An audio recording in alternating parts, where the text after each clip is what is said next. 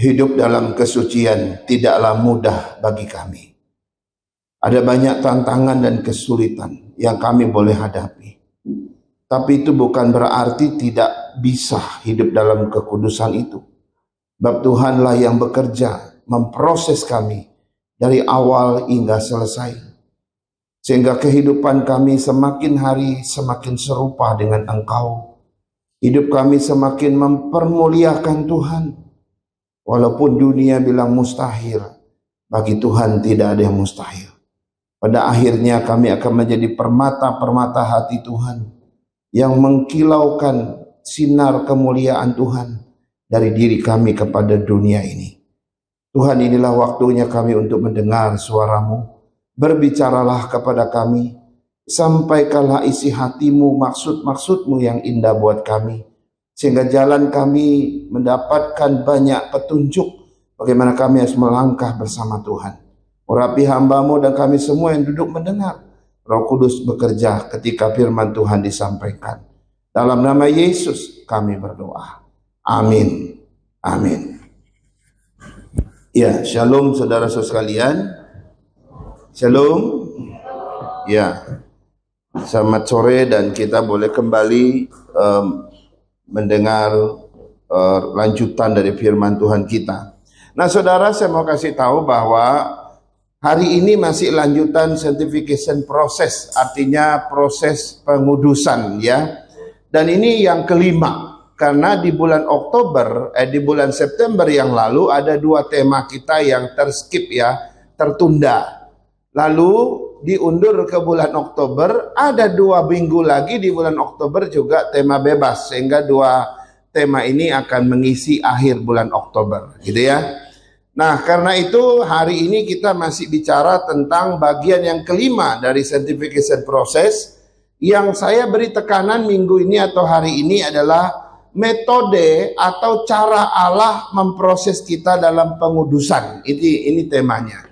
Saya mohon maaf sekali karena saya tidak sempat membuat slide-nya. Saya kira tadi tukar mimbarnya tanggal 27 minggu depan untuk klasis. Jadi pulang-pulang ternyata tadi pagi saya harus khotbah di Pasar Baru. Sehingga saya hanya punya waktu yang sangat singkat sekali. Sehingga saya nggak sempat persiapkan, hanya mempersiapkan khotbah ini dan khotbah di Pasar Baru tadi pagi. Nah, tapi nggak apa-apa. Jangan hilang konsentrasi, kalau fokus saja pasti dapat apa yang saya sampaikan. Ya, metode atau cara Allah memproses kita dalam pengudusan. Mari kita baca satu bagian dari firman Tuhan, Ibrani 12 ayat 5 sampai 7 dan 10. Apakah ini bisa ditampilkan? Ibrani 12 ayat 5 sampai 7 dan nanti loncat ke ayat 10 ya. Ibrani 12 ayat 5 sampai 7 nanti loncat ke 10. Sudah? Ya, kita mulai dari ayat 5 dulu. Semua membaca. Lihat di depan boleh atau di handphonenya boleh. Ya, Ibrani 12 5 sampai 7 nanti loncat ke 10. 2 3. Dan sesudah lupakah akan nasihat yang berbicara kepada kamu seperti kepada anak-anak. Hai anakku, janganlah anggap enteng didikan Tuhan. Dan janganlah putus asa apabila engkau diperingatkannya. Karena Tuhan menghajar orang yang dikasihinya, dan ia menyesah orang yang diakuinya sebagai anak. Jika kamu harus menanggung ganjaran, Allah memperlakukan kamu seperti anak. Di manakah terdapat anak yang tidak dihajar oleh ayahnya? Ayat 10 sekarang, 2 3. Sebab mereka mendidik kita dalam waktu yang pendek sesuai dengan apa yang mereka anggap baik, tetapi Dia menghajar kita untuk kebaikan kita, supaya kita beroleh bagian dalam kekudusannya. Satu ayat lagi, Wahyu 3 ayat 19. Wahyu pasal 3 ayat 19. Satu ayat lagi yang juga nadanya sama. Wahyu 3 ayat 19, 2 3. Barang siapa kukasihi, ia kutegur dan kuhajar. Sebab itu relakanlah hatimu dan bertobatlah.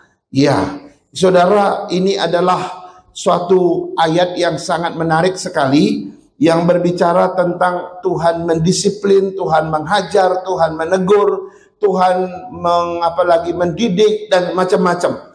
Karena itu kita akan melihat seperti apakah atau apa yang dimaksud dengan metode atau cara Allah memproses kita dalam pengudusannya. Ya, apa saja metode yang Tuhan pakai, apa saja cara yang Tuhan pakai untuk memproses saya dan saudara di dalam pengudusan Tuhan. Saudara tidak langsung kayak orang membalikkan telapak tangan gitu ya, langsung dari dosa, dari berdosa jadi kudus gitu, enggak. Itu ada satu proses yang harus kita lewati. Nah, proses ini saudara, itu membutuhkan metode atau cara yang khusus yang Tuhan pakai. Itu yang mau saya bawa pada sore hari ini, karena kita belum bahas soal itu. Lalu setelah Tuhan memproses kita dengan cara atau metode yang Tuhan pakai dalam pengudusan dia, nah apa saja yang terbentuk ketika saya sudah hidup dalam proses Tuhan itu, proses pengudusan Tuhan itu, maka ada hal-hal yang terbentuk dalam diri kita gitu ya. Nah apa saja itu? Nanti kita akan lihat. Nah, baru kita nanti akan lihat pendapat para teolog. Nah, sekarang kita lihat dulu ya, proses pengudusan Tuhan. Yang pertama ini ya, proses pengudusan Tuhan, itu terjadi dalam 3 tahap. Nah, saya rasa kita sudah pernah belajar ini, sebab bulan lalu kita udah belajar tentang tahap-tahap pengudusan Tuhan. Ya, ada yang disebut tahap pengudusan Tuhan secara posisi, ada yang disebut tahap pengudusan Tuhan secara perbuatan, dan ada yang disebut tahap pengudusan Tuhan yang terakhir, yaitu pemuliaan gitu ya. Nah, metode atau cara Tuhan memproses kita dalam proses pengudusan Tuhan itu mengikuti tahap-tahap tadi, saudara. Ada 3 tahap khususnya. Tapi saya akan fokus kepada poin kedua, bahwa Tuhan memproses kita dalam proses pengudusan secara perbuatan, itu yang menjadi sentral. Maksudnya sentral yang terjadi seumur hidup kita, ya. Nah, metode apa yang Tuhan pakai? Cara apa yang Tuhan pakai dalam 3 tahap ini? Misalnya yang pertama, tahap pengudusan secara posisi. Metode Tuhan atau cara Tuhan adalah Dia memindahkan saya dari kegelapan masuk ke dalam terang. Itu caranya. Oke? Tuhan memindahkan kita dari kegelapan dosa masuk ke dalam terang kemuliaan Tuhan. Kita pindah posisi kita. Dulu dalam kegelapan, sekarang pindah ke dalam terang. Jadi itu metode cara yang Tuhan pakai. Lalu tahap yang kedua, pengudusan secara perbuatan. Nah, apa metodenya? Ini akan menjadi isi khotbah yang panjang pada sore hari ini. Metode yang Tuhan pakai dalam tahap pengudusan perbuatan ini adalah Tuhan mendisiplin kita. Saya mau pelan-pelan di situ. Tuhan mendisiplin kita. Inilah cara dan metode yang Tuhan pakai supaya kita terus di dalam proses pengudusan itu. Siapa yang di sini punya anak pasti tahu masalah yang disebut dengan disiplin. Ya, kita bilang sama anak kita, "Nak, diam ya. Kalau papa lagi ngomong sama tamu, kamu harus diam, jangan buat berisik." Oh, dia tahu. Lalu ketika dia melakukan kesalahan, kita disiplin dia. Kita bilang, "Ini ya, lingkaran ini kamu nggak boleh keluar dalam 30 menit. Karena kamu nggak taat sama papa. Duduk di situ, diam di situ 30 menit. Akhirnya dia duduk situ, diam di situ 30 menit.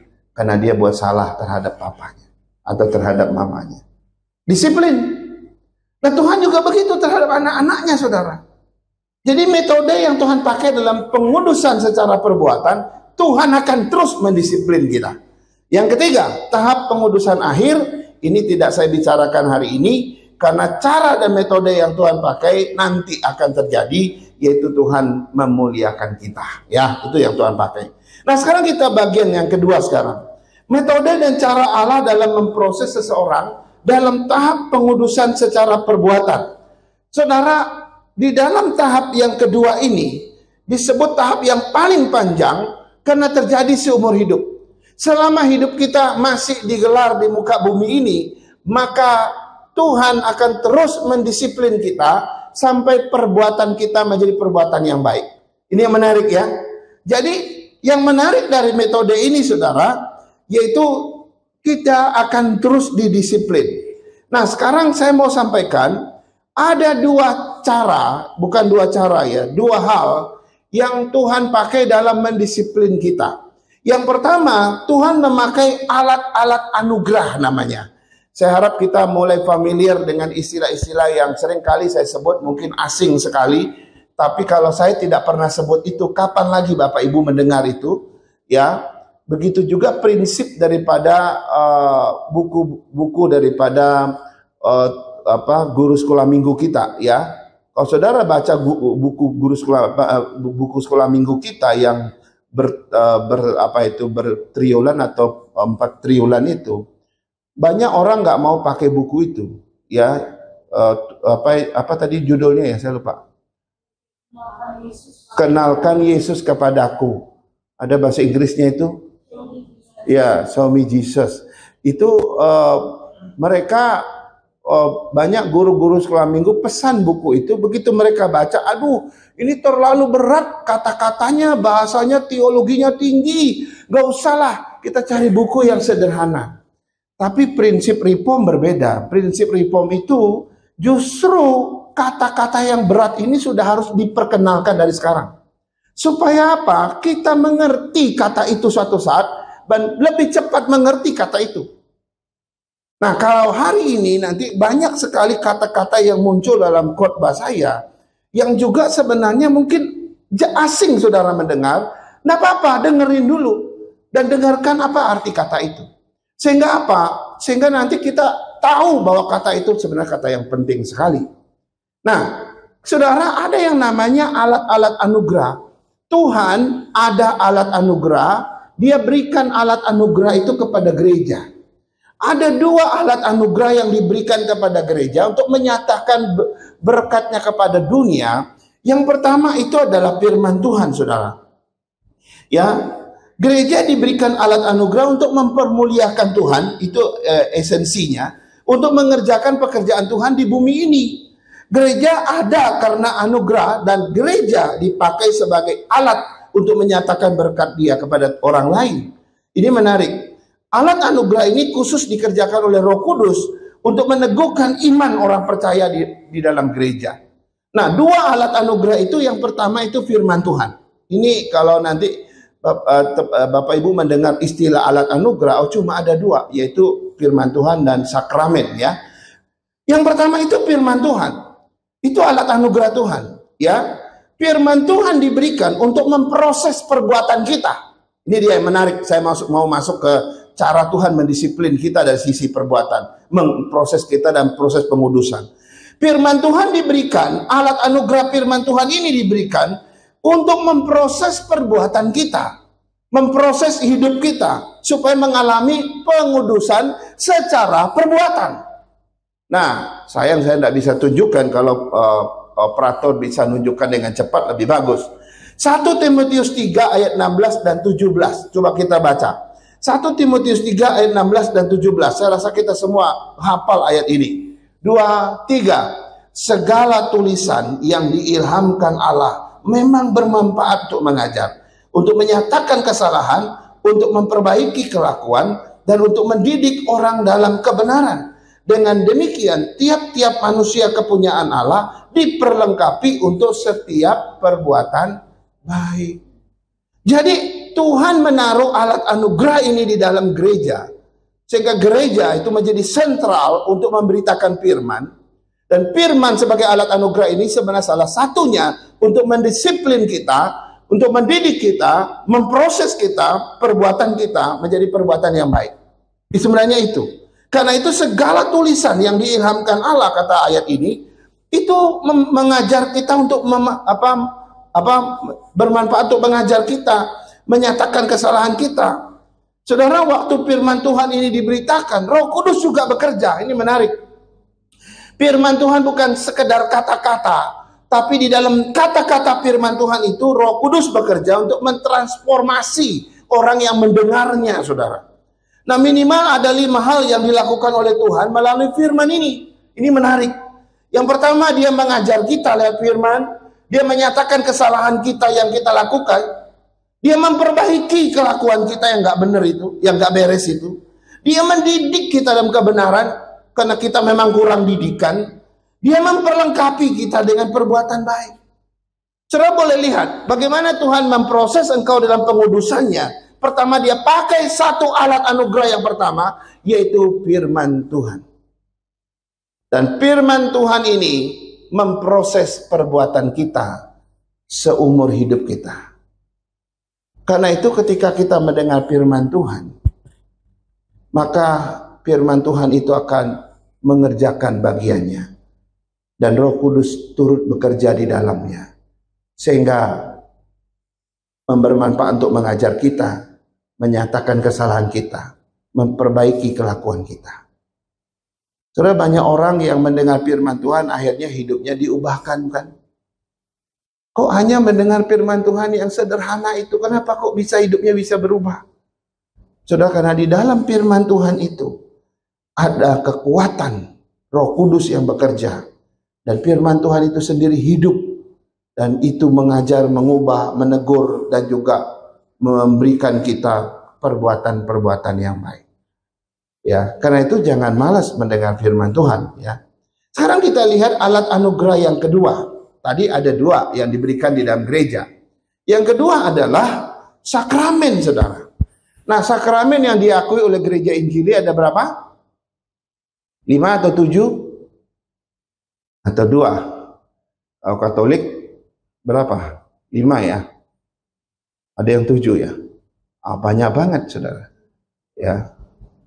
Kalau di gereja Injili hanya ada 2, yaitu baptisan dan perjamuan kudus. Pernikahan tidak termasuk. Ya, kalau Katolik pernikahan pun dianggap sakramen, gitu ya.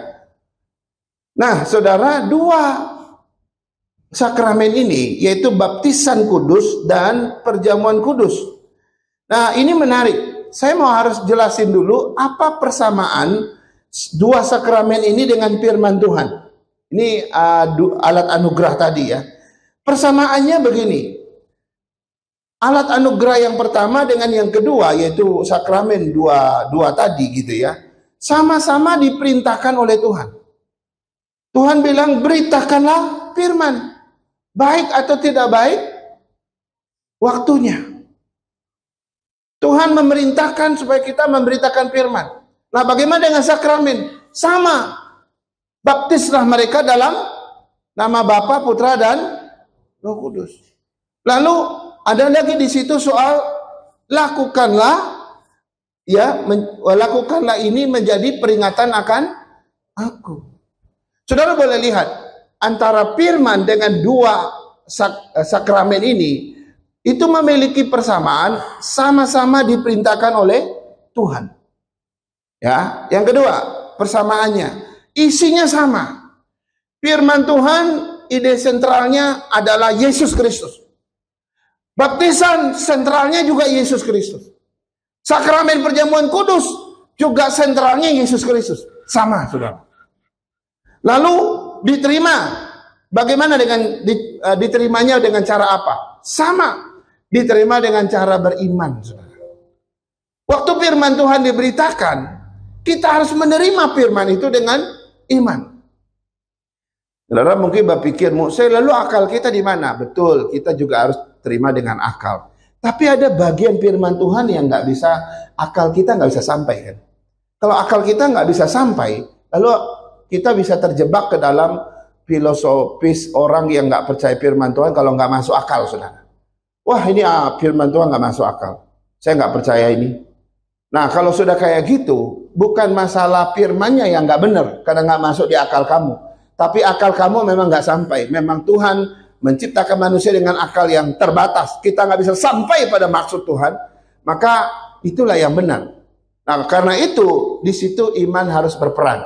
Kita menerima firman dengan iman. Nah, begitu juga dengan baptisan dan perjamuan kudus, saudara. Waktu kita membaptiskan seseorang, orang yang dibaptis itu, dia harus terima itu dengan iman. Bahwa sejak dia dibaptis, dia diampuni, dosanya dibersihkan, dan hidupnya sudah dibangkitkan kembali di dalam Kristus. Waktu makan perjamuan kudus, roti melambangkan tubuh Kristus yang dihancurkan, anggur melambangkan darah Kristus yang ditumpahkan. Waktu kita makan dan minum, saya juga menerima dengan penuh iman bahwa Yesus sudah mati bagiku, Yesus sudah menumpahkan darah bagiku, dan olehnya aku diselamatkan, dosaku diampuni. Amin.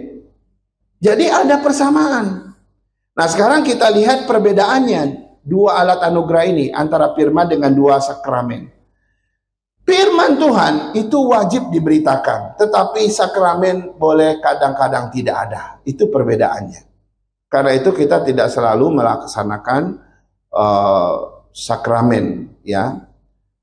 Yang kedua, firman Tuhan itu untuk menumbuhkan iman dan menguatkan kita, sedangkan sakramen hanya untuk menguatkan iman saja. Yang ketiga, jangkauan firman Tuhan itu ke seluruh dunia, sedangkan sakramen hanya terbatas di kalangan orang percaya saja. Sudah lihat perbedaannya?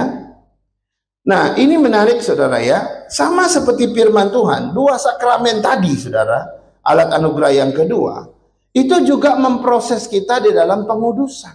Ini yang menarik. Ketika seseorang dibaptis, maka itu tanda dia sudah diampuni, dosanya sudah dihapus, maka sejak itu dia hidup di dalam kekudusan. Amin, saudara? Amin. Yang kedua, ketika seseorang menerima sakramen perjamuan kudus, dia mengenang kembali bagaimana Tuhan 2000 tahun yang lalu mati bagi dia. Ya, tubuhnya dihancurkan di kayu salib, darahnya dicurahkan untuk pengampunan dosanya. Sejak itu dia terus hidup di dalam kekudusan nanti sampai dia ketemu Tuhan. Jadi saudara lihat, firman Tuhan pakai sebagai alat anugerah untuk memproses pengudusan perbuatan kita.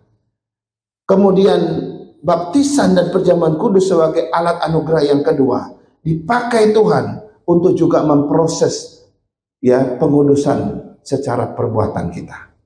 Luar biasa. Nah, ini yang pertama, metode dan cara Tuhan yang pertama. Dia memakai dua alat anugerah ini. Nah, sekarang kita lihat metode dan cara Tuhan yang kedua. Ya, yaitu Tuhan akan menegur kita, mendisiplin kita. Nah, bagian ini yang sangat menarik, saudara. Kalau Tuhan sudah memutuskan untuk memproses engkau di dalam proses pengudusan dia, proses pengudusan perbuatan, maka hal yang kedua yang Tuhan pakai selain alat anugerah tadi, dua alat anugerah tadi, Tuhan akan memakai cara mendisiplin kita. Dia akan menegur kita, nggak segan-segan menegur kita dengan keras. Nah, saya mau sampaikan bahwa teguran Tuhan itu bertingkat-tingkat. Saya sering dulu khotbahkan ini. Teguran Tuhan itu bertingkat-tingkat terhadap kita. Apalagi kalau kita keras kepala nggak tobat-tobat. Paling tidak ada 4 level teguran Tuhan. Mulai dari yang paling rendah, kedua, ketiga, yang paling tinggi nanti kita akan lihat. Teguran Tuhan yang paling rendah, level paling rendah, dia akan menegur kita dengan hati nurani kita.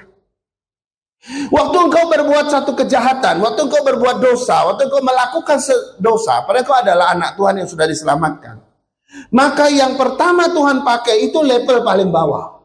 Dia akan menegur engkau dengan hati nuranimu. Hati nuranimu akan terus bicara di dalam hatimu. Kenapa kamu melakukan itu? Bukankah itu dosa? Kenapa engkau mengerjakannya? Hati nurani ini membuat engkau gelisah sampai engkau nggak bisa tidur. Karena hati nuranimu sedang memberontak. Karena kita sudah berbuat dosa. Berdosa di hadapan Tuhan. Ini level paling bawah. Ingat, Tuhan sedang proses perbuatan kita.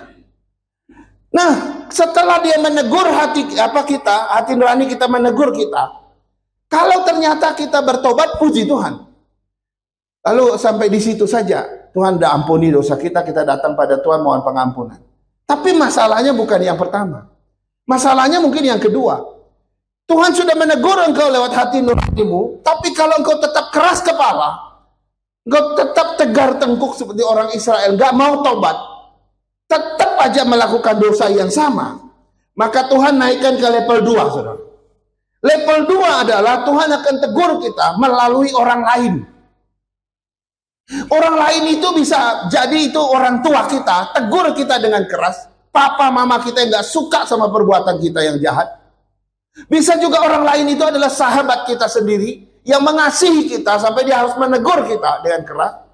Bisa juga orang lain itu adalah pendeta kita sampai dia harus menegur, "Hei, kamu harus disiplin," misalnya. "Kamu harus tinggalkan." Bisa juga pakai pendeta kita, bisa juga pakai siapapun juga. Ya, yang penting orang lain. Nah, biasanya kalau orang lain tegur kita, orang lain mendisiplin kita, bahkan mungkin sekolah kita. Ini dulu di sekolah Alkitab, kalau ada calon pendeta atau calon hamba Tuhan yang melakukan dosa, itu didisiplin gitu. Mulai dari yang ringan sampai yang berat. Yang ringan itu tidak boleh keluar kampus selama 6 bulan. Saudara bayangkan saja, 6 bulan cuma lihat dari ujung pagar ke ujung pagar, lihat dari gerbang ke sana, nggak bisa keluar. Kalau berat dikit, satu tahun nggak boleh kuliah, di offin, nggak kuliah dulu, belum di drop out, tapi masih bisa pulang nanti kalau udah setahun. Nah, yang paling berat adalah diberhentikan secara tidak hormat, lalu diumumkan bahwa dia bukan mahasiswa sekolah Alkitab ini. Nah, kayak gitu saudara, ada level-levelnya kan. Tuhan juga begitu. Kampus juga bisa mendisiplin kita. Ini hanya terjadi di sekolah Alkitab. Kalau kampus umum sih yang begini-begini nggak ada ya. Kecuali kalau nilaimu kamu nggak masuk alfa sampai banyak-banyak ya di drop out gitu ya. Nah, ini yang terjadi. Nah, masalah yang muncul adalah setelah ditegur oleh orang lain, bisa orang tuamu, sahabatmu, pendetamu atau siapapun dia, engkau masih keras kepala juga. Engkau masih tidak bertobat juga. Maka Tuhan naik ke level berapa? Level yang lebih tinggi, level yang ketiga. Tuhan akan memakai teguran melalui musibah, kecelakaan, atau apapun itu. Tahu-tahu kita tabrakan, patah kaki, patah tangan. Setelah kita patah kaki, patah tangan, kita baru sadar Tuhan sedang tegur saya. Biasanya saudara, kebanyakan orang bertobat di level ini. Orang kebanyakan sadar Tuhan, aku minta ampun Tuhan. Setelah sudah patah kaki, kaki sudah patah-patah.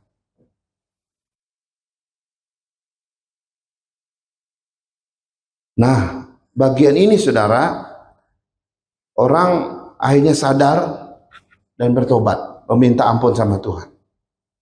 Kenapa? Sudah cacat lah mungkin, sudah tidak punya kekuatan kesehatan yang baik lagi. Tapi masalahnya ada sebagian kecil orang Kristen tetap aja bisa keras kepala. Ada sebagian orang Kristen tetap bisa keras kepala. Walaupun saya bilang tadi, kebanyakan orang itu bertobatnya itu di level ini, di level ketiga. Tapi masih ada orang yang keras hati. Ada nggak? Masih ada. Yang nggak mau tobat masih ada. Masih ada sebagian kecil. Maka Tuhan naikkan teguran dia ke level yang terakhir. Ini level yang keempat, saudara. Coba kita baca ayat ini. Teguran Tuhan itu ada di 1 Korintus 5 ayat 5. Minta tolong ditampilkan. 1 Korintus 5 ayat 5. Kita baca bagian ini. 2, 3. Orang itu harus kita serahkan dalam nama Yesus kepada iblis, sehingga binasa tubuhnya, agar rohnya diselamatkan pada hari Tuhan. Wow. Saudara, waktu seseorang masih keras kepala sampai level ini, akhirnya diserahkan kepada iblis saja. Latar belakang ayat ini sebenarnya ada seorang yang, apa istilahnya ya, hidup yang melakukan dosa dengan mamanya sendiri. Akhirnya ditegur, tidak sadar-sadar. Akhirnya Paulus bilang, orang itu harus kita serahkan dalam nama Yesus kepada iblis, sehingga binasa tubuhnya agar rohnya diselamatkan pada hari Tuhan. Orang sampai pada level ini saudara, ini level terakhir. Tinggal 5 menit sebelum nyawanya melayang, dia baru tobat mungkin. Ya, atau 15 menit, dia baru sadar, aduh, saya ini dosa, saya ini sudah jahat sekali, saya nggak ada harapan untuk hidup lagi. Tapi saat yang sedikit waktu itu, dia masih ingat Tuhan dan mau kembali sama Tuhan. Nah begitu dia percaya Tuhan, dia kembali sama Tuhan, Tuhan ampuni dosanya. 5 menit kemudian game. Ini sebutnya kematian. Ini teguran Tuhan yang paling keras, saudara. Paling keras, yaitu lewat kematian. Tapi kematian fisik, rohnya tetap diselamatkan oleh Tuhan. Itu berita baiknya. Saudara, saya pernah melihat 2 orang bapak, adik kakak, adik kandung, ya, jemaat kita di sini dulu, salah satu majelis itu anak mereka, jemaat Pasar Baru maksud saya. Adik kakak ini saya baru tahu setelah saya dipanggil untuk membaptis si kakak. Udah umur hampir 80 tahun ya. Waktu saya membaptis dia, saya baru tahu kisahnya. Kalau si bapak yang 80 tahun ini sudah 40 tahun tidak pernah salaman sama adiknya, yang juga kurang lebih 70 tahun atau 60 tahun, hampir 70 tahun.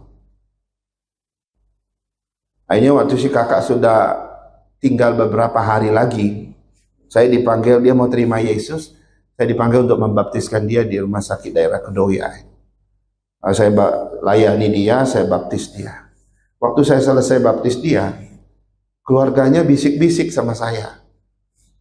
Museh, nanti adiknya kita mau panggil masuk.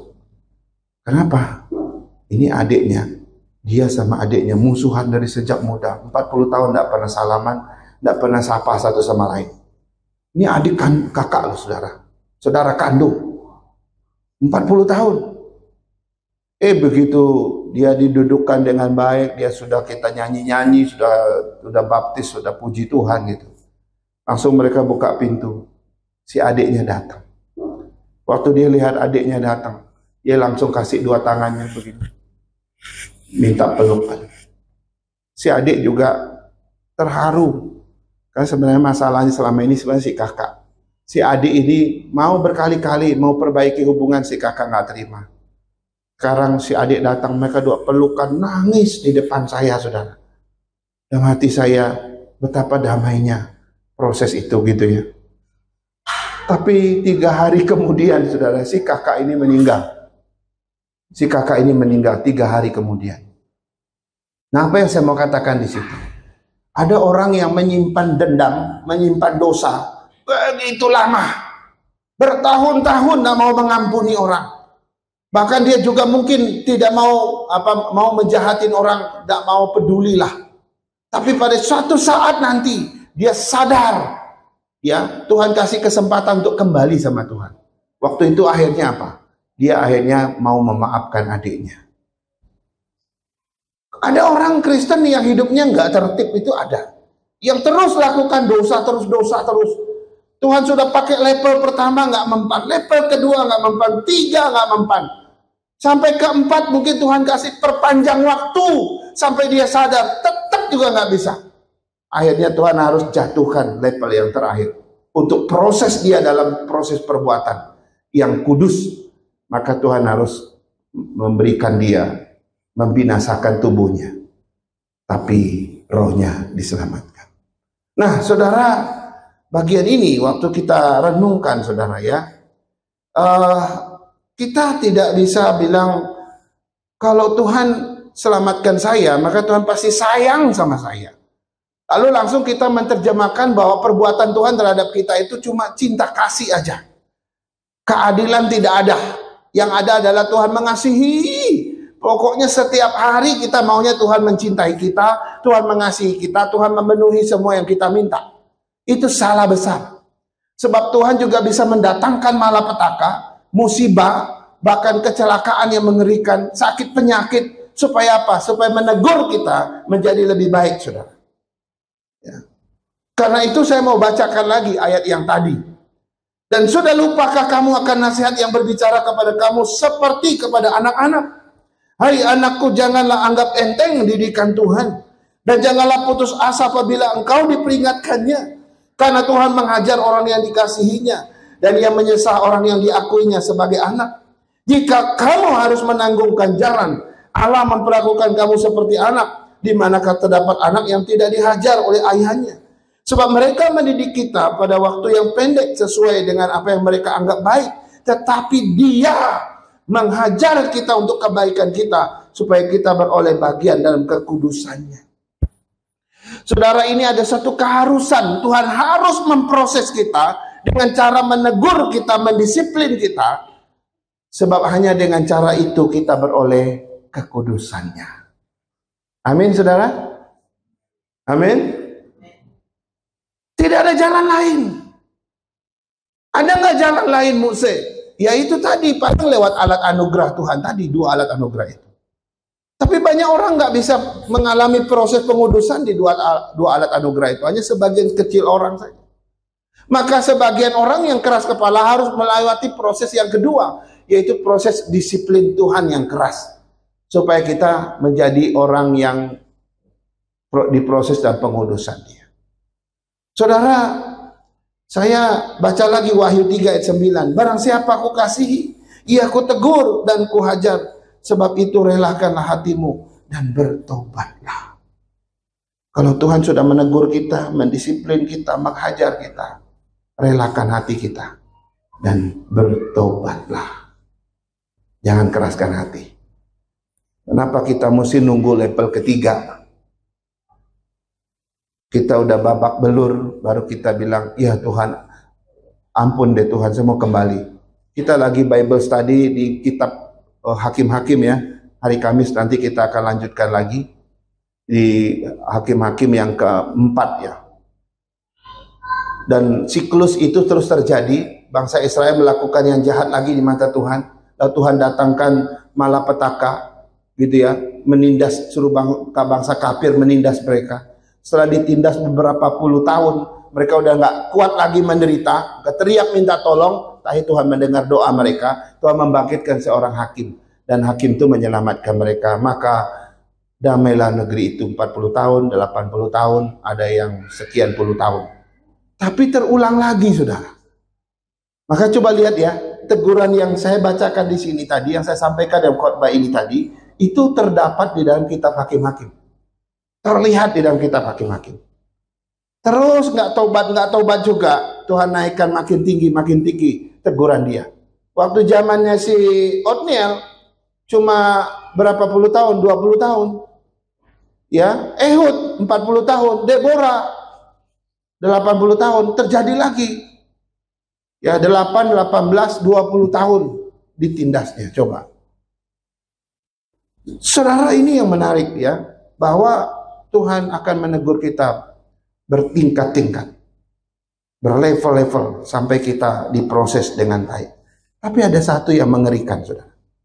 Kalau Tuhan tidak pernah memproses kita, jalan kita seperti jalan tol saja. Kita buat dosa seperti tidak ada reaksi dari Tuhan. Kita melakukan kejahatan seperti Tuhan biarkan. Kita tetap damai-damai saja. Justru itu adalah status yang paling berbahaya. Mungkin kita bukan anak Tuhan. Sebab orang yang dihajar, orang yang disesah oleh Tuhan adalah orang yang dianggapnya jadi, yang bukan dianggap, orang yang sudah menjadi anaknya. Nah, tapi yang bukan jadi anak Tuhan, tidak ada urusan. Ini nggak dikenakan kepada mereka. Jadi kalau kau damai-damai saja, lakukan dosa, lakukan kejahatan, baik-baik saja, justru itu yang berbahaya.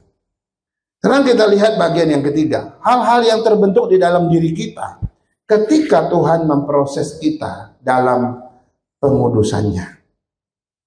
Saudara, ada 3 hal yang terjadi ketika kita masuk dalam proses pengudusan Tuhan. Dan proses pengudusan Tuhan itu pasti sakit memang, tapi akan berhasil. Nah, hasilnya gitu ya, ada 3 paling kurang. Yang pertama, hati kita akan semakin mengasihi kekudusan Tuhan. Ini yang pertama. Hati kita itu makin mencintai kekudusan Tuhan, makin mengasihi kekudusan Tuhan. Sadar atau tidak sadar, proses ini akan membuat engkau makin mengasihi kesucian Tuhan, kekudusan Tuhan. Ini semacam proses ilahi di dalam diri kita, saudara. Kita semula yang gak peduli dengan kekudusan Tuhan, gak peduli dengan kesucian Tuhan, apalagi kita nggak suka dengan yang disebut dengan kekudusan Tuhan gitu ya. Kita bahkan tidak mau menyukainya. Tapi kemudian akhirnya kita menyukainya. Kita mencintainya. Nah, apa yang mengubah hati kita? Apa yang membentuk itu? yaitu proses Tuhan tadi. Dengan kekuatan manusia, saya nggak mungkin mencintai kekudusan Tuhan. Karena kita statusnya orang berdosa. Saudara nggak mungkin mencintai mengasihi kesucian Tuhan, nggak mungkin. Dengan kekuatan manusia nggak mungkin. Sebab hanya pada kekuatan Tuhan, proses Tuhan, manusia bisa berubah, diubahkan, sehingga kita bisa mengasihi dan mencintai kesucian Tuhan. Dan kita manusia berdosa pada dasarnya mencintai kejahatan dan mencintai dosa kan. Orang kalau mencintai kejahatan, mencintai dosa, nggak mungkin dia mengasihi kekudusan dan kesucian Tuhan. Itu dua hal yang bertolak belakang. Kalau engkau statusnya masih mencintai ini, saudara, maka engkau sedang tidak mencintai ini, kan begitu. Tapi kalau engkau sudah mencintai ini, maka engkau sedang tidak mencintai ini, kan begitu. Pilihannya nggak bisa 50-50 atau dua-dua nggak bisa. Kecuali kita mengelabui orang gitu ya. Nampaknya kita mencintai kesucian, kekudusan Tuhan, tapi sebenarnya hati kita di situ. Atau nampaknya, yang ini nggak ada nampak-nampaknya, memang sudah jelas gitu ya. Nah ini kita penting saudara ya, dalam proses pengudusan Tuhan itu, Tuhanlah yang mengubah minat kita. Tuhanlah yang mengubah rasa cinta kita. Yang tadinya tidak mencintai kekudusan Tuhan, belakangan kita akhirnya mengasihi kesucian Tuhan. Akhirnya minat kita sama dengan minat Tuhan. Apa yang disukai Tuhan kita sukai, dan apa yang dibenci Tuhan kita benci. Dulu hidup kita sebelum kita diselamatkan, apa yang disukai Tuhan kita benci, apa yang tidak disukai Tuhan kita cintai. Nah kan terbalik kan, itu dulu waktu kita manusia berdosa kan. Setelah kita mengikuti proses pengudusan Tuhan, minat kita dengan minatnya Tuhan menjadi selaras gitu. Yang dicintai Tuhan kita cinta, yang dibenci Tuhan kita benci. Coba kita cek, apa yang Tuhan benci? Kalau engkau masih cinta yang Tuhan benci, ada tanda tanya besar. Kita sedang di dalam proses itu atau tidak. Nah ini yang pertama terbentuk dalam diri kita ketika kita masuk dalam proses pengudusan Tuhan. Sekarang kita ya bagian kedua. Ya, apa yang kedua yang terbentuk di dalam diri kita ketika kita masuk dalam proses pengudusan Tuhan? Yang kedua, kita makin memiliki kuasa untuk meninggalkan dosa. Kalau tadi kita makin mengasihi kekudusan Tuhan, makin mencintai kesucian Tuhan. Sekarang yang kedua, kita makin memiliki kuasa untuk meninggalkan dosa. Saudara, kita harus tahu bahwa dosa itu seperti jerat. Dosa itu seperti belenggu yang kuat sekali. Sekali engkau masuk ke dalam jerat itu, engkau nggak bisa keluar lagi dari situ. Kau akan diikat di situ, kau akan dibelenggu di situ, selamanya engkau di situ. Kau dengan kekuatan sendiri nggak bisa keluar dari jerat itu, nggak bisa. Kecuali ada orang lain yang bisa menarik engkau keluar, baru bisa diselamatkan. Nah, dosa itu seperti itu, seperti jerat, seperti belenggu, ya, seperti jebakan yang membuat engkau terpelosok dan engkau nggak bisa keluar lagi.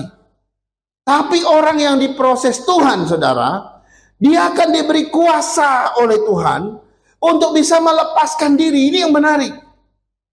Coba kita baca satu ayat ya. 1 Yohanes 3 ayat 9. 1 Yohanes 3 ayat 9. Coba kita baca ayat ini. 1 Yohanes 3 ayat 9. Semua membaca. 2, 3. Setiap orang yang lahir dari Allah tidak berbuat dosa lagi. Sebab benih ilahi tetap ada di dalam dia. Dan ia tidak dapat berbuat dosa karena ia lahir dari Allah. Saudara lihat, orang yang lahir dari Allah itu ada orang yang sudah selesai pada dirinya proses pengudusan Tuhan. Atau sudah separuh jalan, sudah cukup matang untuk diproses Tuhan menjadi seorang yang hidup dalam kesucian.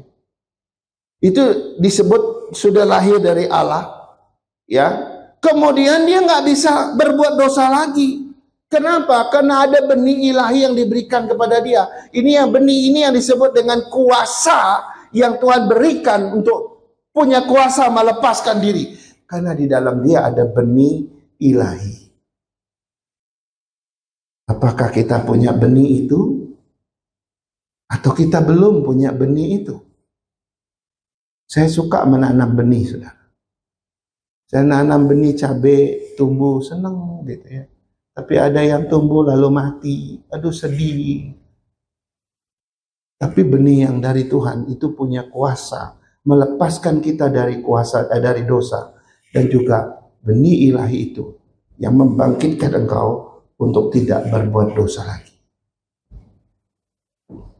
Ya. Jadi di dalam diri orang yang diproses Tuhan dalam pengudusan itu, ada benih itu, ada kuasa untuk melepaskan diri dari dosa. Sehingga apa? Kita mampu meninggalkan dosa itu. Dengan kekuatan manusia kita nggak ada yang bisa lepas dari jeratnya. Tapi hanya dengan benih ilahi, dengan kuasa ilahi yang Tuhan berikan, kau bisa melepaskan diri. Ini perbedaan antara orang yang diproses Tuhan dengan orang yang nggak diproses Tuhan dan pengudusan. Itu yang kedua. Sekarang kita lihat bagian yang ketiga. Apa yang terbentuk di dalam diri kita ketika kita masuk dalam proses pengudusan Tuhan. Kalau tadi kita makin mencintai kekudusan Tuhan, kesucian Tuhan. Kalau tadi kita diberi kuasa untuk meninggalkan dosa karena ada benih ilahi. Sekarang yang ketiga, kita akan makin menyadari bahwa kita dipanggil untuk dimiliki oleh Tuhan saja. Saya ulangi kalimat ini karena agak panjang. Kita makin menyadari, kita makin sadar bahwa kita dipanggil untuk untuk dimiliki oleh Allah saja. Artinya saya ini makin sadar, kalau masuk dalam proses pengudusan Tuhan, makin dalam proses pengudusan Tuhan, saya makin sadar kalau saya ini dipanggil hanya untuk dimiliki oleh Allah saja. Bukan dimiliki oleh dunia ini lagi, bukan dimiliki oleh iblis dan setan lagi, bukan dimiliki oleh kuasa dosa lagi, bukan dimiliki oleh diriku sendiri lagi. Tapi hidupku sekarang yang dipanggil hanya dimiliki oleh Allah saja. Nah, semakin seseorang diproses, paling tidak ada 4 yang dia sadar. Pertama, dia makin sadar kekhususan hidupnya. Bahwa hidupku ini dikhususkan untuk siapa sih? Oh, hidupku ini dikhususkan bagi Tuhan. Makin diproses, kita makin tahu untuk siapa kita hidup. Untuk siapa hidup ini dipersembahkan. Kita makin tahu. Makin diproses, kita makin tahu kepada siapa kita akan mengabdikan diri. Kita makin tahu. Makin diproses, kepada siapa kita akan menyerahkan hidup kita. Makin tahu kita. Nah, banyak orang Kristen hari ini kalau ditanya, ya, hidupmu untuk apa sih? Untuk siapa sih? Terus jawabannya macam-macam kan. Ada yang bilang, ya, hidupku ini untuk kesenangan, untuk kesuksesan mungkin, ya untuk harga diriku, popularitas, untuk kedudukan dan sebagainya. Ya, hidupku ya untuk diriku sendiri dan inilah hidupku. Wah, sombong banget ya. Kalau dia diproses Tuhan, dia akan hanya tahu satu, bahwa dia dipanggil hanya untuk dimiliki oleh Allah saja. Nah, ada nggak kesadaran ini pada kita, saudara? Kebanyakan kesadaran seperti ini tidak ada pada kita. Karena kita sedang dalam prosesnya. Semoga ke sana kita makin sadar akan hal ini. Kalau kita sudah sadar bagian yang ketiga ini, saudara, yang lain itu seperti sudah nggak berarti lagi. Kita makin tahu bahwa aku hanya dimiliki oleh Kristus saja. Ya, sama seperti juga Kristus milikku. Kira-kira begitu. Maka kita akan lihat relasi ini adalah relasi yang paling penting dari semua relasi yang ada di dunia. Saudara punya relasi dengan pacarmu, dengan istrimu, suamimu, punya relasi dengan anak-anakmu. Itu relasi biasa. Relasi dengan bosmu, relasi dengan pekerjaanmu, relasi dengan kuliahmu, relasi dengan atasanmu, relasi dengan Presiden Prabowo misalnya gitu ya. Saya tunggu-tunggu di telepon Prabowo, nggak ditelepon-telepon.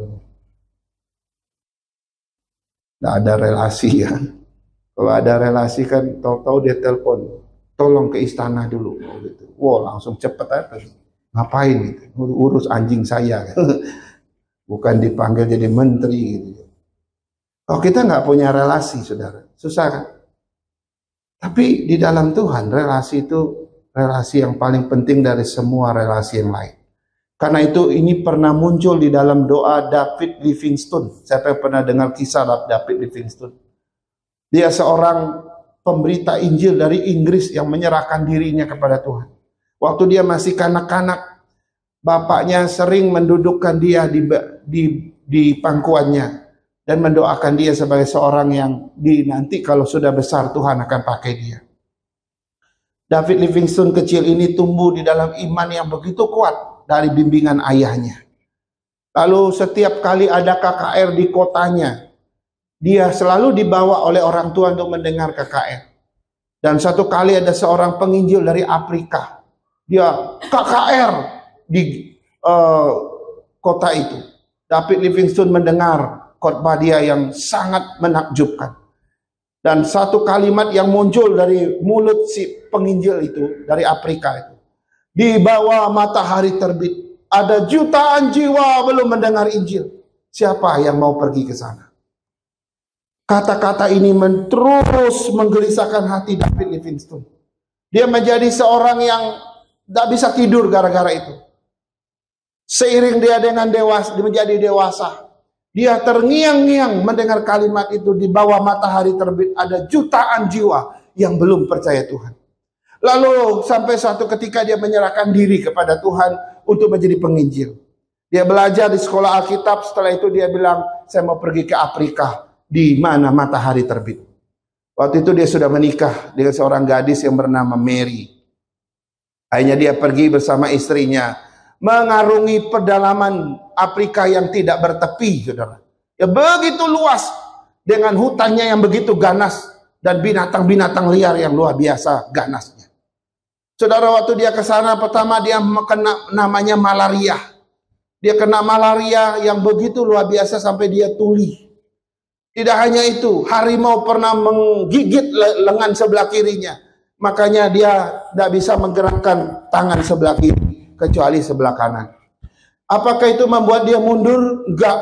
Dia makin menyuruh seluruh pengawal-pengawalnya atau orang-orang yang menggotong dia, memikul dia semakin jauh, semakin ke dalam untuk memberitakan Injil.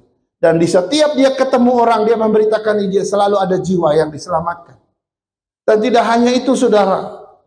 Satu kali istrinya sudah begitu lama pulang ke Inggris. Waktu dia mau jemput dia, di Inggris istrinya sempat tidak kenal dia. Karena mukanya hitam sekali, terbakar oleh panasnya terik matahari Afrika. Dia bukan lagi seperti orang kulit putih. Sampai Mary bilang, ini kamu kah? Dia bilang, iya, ini aku.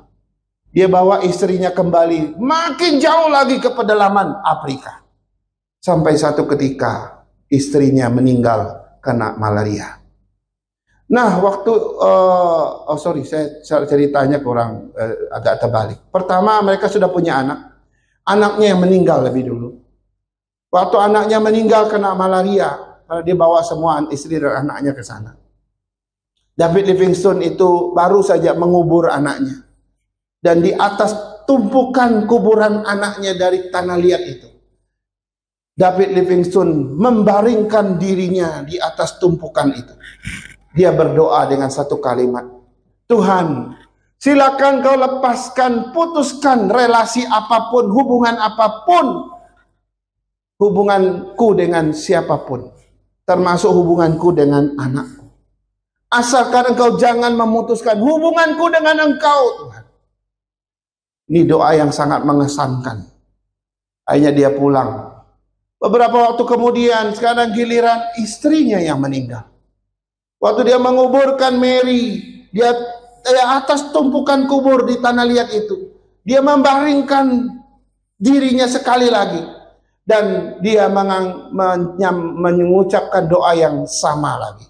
Tuhan, silakan kau putuskan hubungan apapun yang ada padaku, asalkan kau jangan memutuskan hubunganku dengan engkau. Dan akhirnya dia makin jauh dan makin jauh sampai dia nggak bisa jalan lagi. Sehingga semua pengawal yang ikut dia bernandu dia. Nah, satu ketika di pondoknya di tengah hutan, seperti biasa jam 3, jam 4 subuh dia sudah berlutut dan berdoa. bujang yang menjaga dia, pengawal yang melihat dari luar, tuanku masih berdoa. Sampai jam 7 pagi, dia lihat lagi, dia masih berlutut berdoa. Sampai waktu ada orang mau ketemu dia, sudah mau jam 7:30, dia lihat masih berdoa. Tapi waktu dia buka pintu, dia panggil namanya, dia menyentuh dia, David Livingstone sudah meninggal. Sampai seorang wartawan yang menuliskan kisah ini, dia bilang orang yang terhilang dari peradaban, akhirnya ditemukan kembali. Waktu dia meninggal, mayatnya dikirim ke Inggris Raya. Sudah waktu mayatnya datang ke Inggris, mayatnya disambut jauh lebih meriah daripada seorang presiden. Seluruh Inggris Raya menyambut kedatangan mayat daripada David Livingstone. Dan waktu orang mengangkat peti matinya menuju ke pekuburan, ada satu orang tua yang sudah putih rambut menangis sambil menepuk dada di samping daripada peti mati daripada David Livingstone. Lalu itu menarik perhatian wartawan, dan wartawan bertanya kepada bapak ini, "Pak, dari tadi saya lihat bapak menangis kecewa sambil menepuk dada. Sebenarnya apa hubungan bapak dengan orang yang meninggal ini?" Si bapak itu bilang, "Sebenarnya saya dengan David Livingstone sama-sama menyerahkan diri untuk melayani Tuhan, menjadi seorang pemberita Injil. Tapi saya tidak pernah menunaikan panggilanku. Hari ini saya melihat saudaraku telah menyelesaikan. Aku menyesal." Saudara, proses pengudusan Tuhan mengikatkan kita ke dalam relasi, tidak hanya ke dalam relasi, tetapi juga dalam panggilan-panggilan pelayanan kita. Dan itu akan membentuk diri kita, terus membentuk kita menjadi alat yang mulia di tangan Tuhan. Tadi bacaannya oleh WL kita sangat menarik. Jadi perabot-perabot rumah yang mulia akan dipakai untuk pekerjaan-pekerjaan yang mulia. Wow.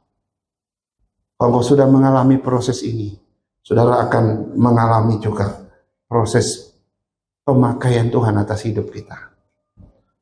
Pendapat para teolog Kristen tentang metode atau cara Allah memproses seseorang dalam pengudusan.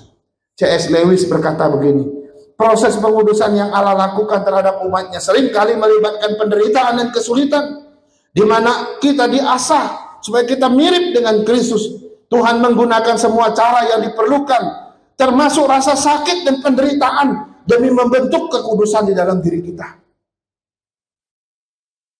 Itu seringkali menggunakan rasa sakit dan penderitaan.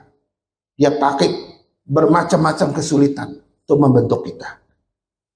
John Wesley, dia berkata begini, Tuhan memakai berbagai metode praktis untuk pengudusan umatnya, seperti berdoa, membaca firman Tuhan, beribadah, menerima sakramen, serta berbagai macam di dalam komunitas di mana kita ada. Martin Luther, dia berkata begini, pengudusan adalah hasil langsung dari pembenaran oleh iman yang dilakukan Tuhan. Karena itu hidup kudus buah dari iman kita, bukan hasil dari upaya kita sendiri. Kalau kekudusan terjadi itu buah dari iman, bukan hasil kerja kita sendiri. John Calvin, pengudusan adalah hasil dari pembenaran oleh iman dalam Kristus. Proses pengudusan tersebut dilakukan oleh Tuhan secara berkelanjutan sepanjang hidup, di mana seseorang bertumbuh semakin serupa dengan Kristus.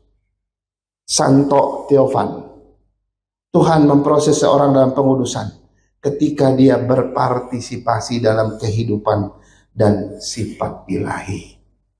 Saudara, mari kita menggumuli hidup kita untuk terus hidup di dalam proses pengudusan. Kalau kau sudah mengalami proses pengudusan, kau akan dipakai Tuhan dengan luar biasa. Mari kita berdoa. Tuhan, terima kasih. Kami bersyukur karena Tuhan boleh menegur kami dengan firman Tuhan. Kami boleh terus melihat dan berkaca kepada diri kami, bagaimana kami menghadapi proses pengudusan ini. Tuhan kadang-kadang memakai alat anugerah yang begitu luar biasa, hal lembut kepada kami. Tapi ada kalanya Tuhan harus menegur kami dengan keras, mendisiplin kami dengan keras. Tapi semua itu untuk proses pengudusan kami dalam perbuatan kami. Tuhan, pakailah kami.